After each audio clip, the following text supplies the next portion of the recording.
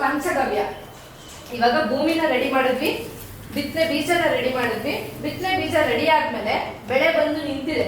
ಬೆಳೆ ಬಂದು ನಿಂತಿರೋದಕ್ಕೆ ಯಾವುದೇ ರೀತಿ ಹೂಗಳೇನಾದ್ರು ಕಚ್ಚಿದೆ ಅದು ಬೀಳಬಾರ್ದು, ಮತ್ತೆ ಇನ್ನು ಬೆಳೆ ಚೆನ್ನಾಗಾಗ್ಲಿ, ಮತ್ತೆ ಕಾಯಿ ಚೆನ್ನಾಗಿ ಕಚ್ಚಲಿ ಅಂತ ನಾವು ಇಲ್ಲಿ ಪಂಚಗವ್ಯನ ತಯಾರು ಮಾಡ್ಕೊತೀವಿ. ಈ ಪಂಚಗವ್ಯದಲ್ಲಿ ಏನೇನಿದೆ ಅಂತಂದ್ರೆ ದೇಸಿ ಹಸುವಿನ ಸಗಣಿ, ಗಂಜಲ, ಹಸುವಿನ ಹಾಲು, ಮೊಸರು, ತುಪ್ಪ ಮತ್ತೆ ನೀರು. ಇದನ್ನ ಹೇಗ್ ಮಾಡ್ಕೋಬಹುದು ಅಂತ ಹೇಳ್ತೀನಿ.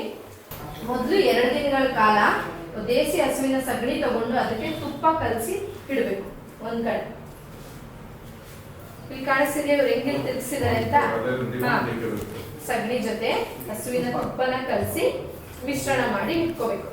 ನೆಕ್ಸ್ಟ್ ಅದಕ್ಕೆ ಏನಂತಂದ್ರೆ 2 ದಿನ ಆದ್ಮೇಲೆ ಅದು ಚೆನ್ನಾಗಿ ಅದ್ರ ಜೊತೆ ಮಿಕ್ಸ್ ಆದ್ಮೇಲೆ ದೇಸಿ ಹಸುವಿನ ಗಂಜಲನ 10 ಲೀಟರ್ ಸೇರಿಸಿ ಅದ್ರ ಜೊತೆಗೆ ನೀರು ಸೇರಿಸಿ ಒಂದು ಬ್ಯಾರಲ್ ಅಲ್ಲಿ 15 ದಿನಗಳ ಕಾಲ ಅದನ್ನ ಚೆನ್ನಾಗಿ ಕೊಳೆಯಕ್ಕೆ ಬಿಡಬೇಕು.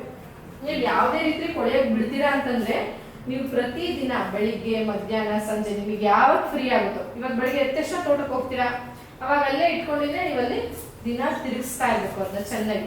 ಇಲ್ಲಾಂದ್ರೆ ಏನಾಗುತ್ತೆ, ತಿಳಿ ಎಲ್ಲ ಮೇಲ್ ಬಂದು ನಿಂತ್ಕೊಳ್ಳುತ್ತೆ, ಮಿಕ್ಸ್ ಆಗಲ್ಲ, ಇದೆಲ್ಲ ಕೆಳಗಡೆ ಒಂದು ಸೆಟ್ಲ್ ಆಗ್ಬಿಡುತ್ತೆ. ಅದಕ್ಕೆ ನಾವು ಅದನ್ನ ಯಾವಾಗಲೂ ತಿರುಗಿಸ್ತಾ ಇರ್ಬೇಕು. ಇದಾದ್ಮೇಲೆ ಮಿಶ್ರಣ 15 ದಿನಗಳ ಕಾಲ ಆದ್ಮೇಲೆ ನೆಕ್ಸ್ಟ್ ನೀವು ಅದಕ್ಕೆ ದೇಸಿ ಹಸುವಿನ ಹಾಲು 3 ಲೀಟ್ರು, ದೇಸಿ ಹಸುವಿನ ಮೊಸರು 2 ಲೀಟ್ರು, ಎಳ್ನೀರು 3 ಲೀಟ್ರು, ಬೆಲ್ಲ 3 kg, ಚೆನ್ನಾಗಿ ಮಾಗಿದ 12 ಪಚ್ಚ ಬಾಳೆಹಣ್ಣು.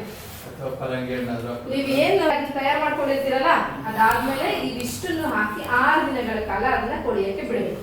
ನಮಗೆ 21 ದಿನಗಳಾದ್ಮೇಲೆ ಪಂಚಗವ್ಯ ಸಿದ್ಧವಾಗುತ್ತೆ. ಅದಕ್ಕೆ ನೀವು ಯಾವಾಗ ಬಿತ್ತನೆ ಮಾಡ್ತೀರಾ, ಬಿತ್ತನೆ ಮಾಡಿ ನೀವು ಇದನ್ನ ರೆಡಿ ಮಾಡ್ಕೊಂಡ್ರು ಪರವಾಗಿಲ್ಲ. ಯಾಕಂದ್ರೆ ನಾವು ಇದನ್ನ ಯೂಶಲ್ ಆಗಿ ಬಿತ್ತನೆ ಮಾಡಿದ 25 ದಿನಕ್ಕೆ, 35 ದಿನಕ್ಕೆ, 40 ದಿನಕ್ಕೆ ಎಷ್ಟು ಕ್ರಾಪ್ ಎಷ್ಟು ಉದ್ದ ಇರುತ್ತೋ ಆ ರೀತಿ ಇದನ್ನ ರೆಕಮೆಂಡ್ ಮಾಡ್ತೀವಿ. ಇದನ್ನ ಎಷ್ಟು ಹಾಕ್ಬೇಕು ಅಂತಂದ್ರೆ ನಾವು 3% ಅಂತ ಹೇಳ್ತೀವಿ. 3% ಅಂದ್ರೆ 1 ಲೀಟರ್ ನೀರಿಗೆ 30 ml ಹಾಕಿ 30 ml ಬೆರೆಸಿ ನೀರೊಳಗಡೆ ಸೇರಿಸಿ ಚೆನ್ನಾಗಿ ನೀವು ಹಾಕ್ಬೋದು. ಈಗ ಭತ್ತ ಬಿತ್ತನೆ ಮಾಡುವಾಗ ಮತ್ತೆ ಬಾಳೆ ಈ ತರ ಇದನ್ನ ಬಳಸೋದು. ನಾನು ಬೀಜಾಮೃತಕ್ಕೆ ಬೇರೆ ಹೇಳಿದೆ, ಅದನ್ನ ನೀವು ಬೀಜಕ್ಕೆ ಮಾಡ್ಕೊಂತೀರಾ.